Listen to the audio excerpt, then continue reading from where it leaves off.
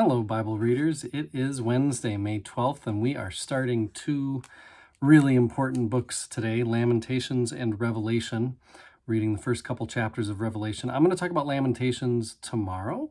Today, I wanted to help us launch into Revelation. Well, Revelation is one of the more controversial and misunderstood books of our time, maybe the most misunderstood biblical book of our time. So I wanted to talk about it from a larger perspective. I'm not going to get into the minutia of the first couple chapters yet today, but just to say the author is called John. It could be the same as the beloved disciple gospel writer, but more likely not the same John. Scholars think John was a leader of several Christian communities in what is now Turkey. Late first century is when it's written. Romans at this point were demanding that their emperors be worshipped as gods.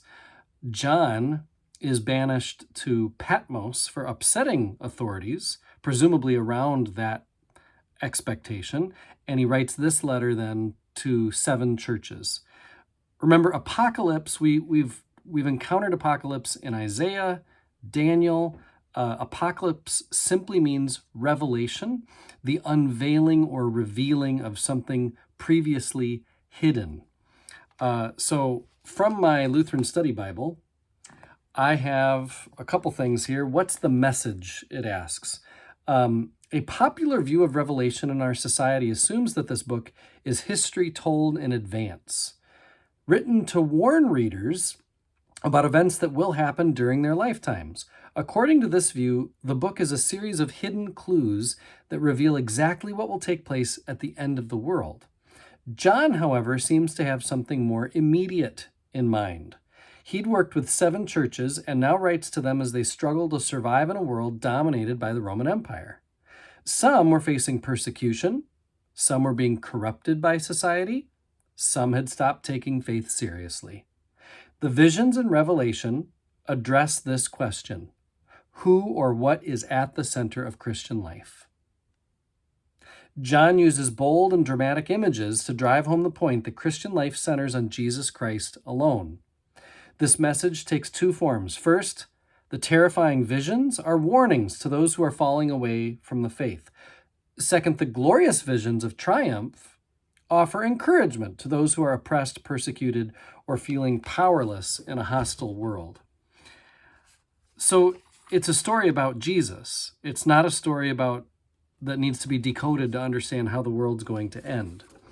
In my New Interpreter's Bible commentary, it says to decode Revelation as if it were like Morse code, a language whose only function is to conceal and is a means to an end, namely the communication of something that has to be kept secret, fails to take seriously apocalyptic writings.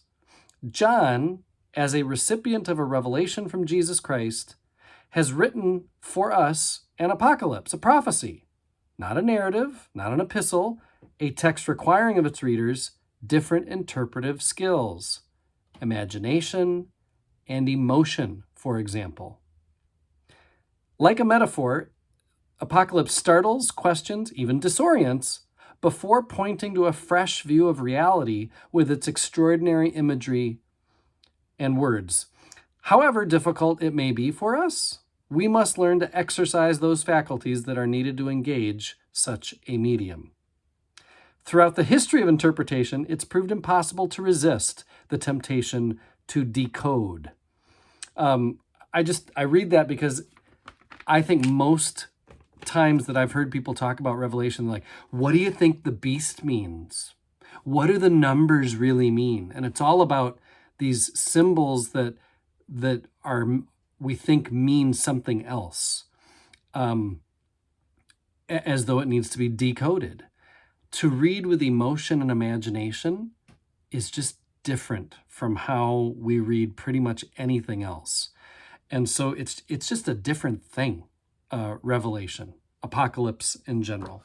Finally, and I believe I'm feeling inspired that Revelation may be the thing we do this summer once we've read through the Bible. I think I want to offer a study on Revelation as we read together The Rapture Exposed by Barbara Rossing. She said, The Rapture Exposed was released the same day as the 12th Left Behind novel called The Glorious Appearing. That evening on ABC World News Tonight with Peter Jennings, I, Barbara Rossing, was asked to say in 7 seconds why I consider Left Behind theology so dangerous. So I said, God is coming to heal the world, not to kill millions of people. Revelation is about God's healing and our hope for a transformed world, all done through the power of the slain Lamb who is Jesus.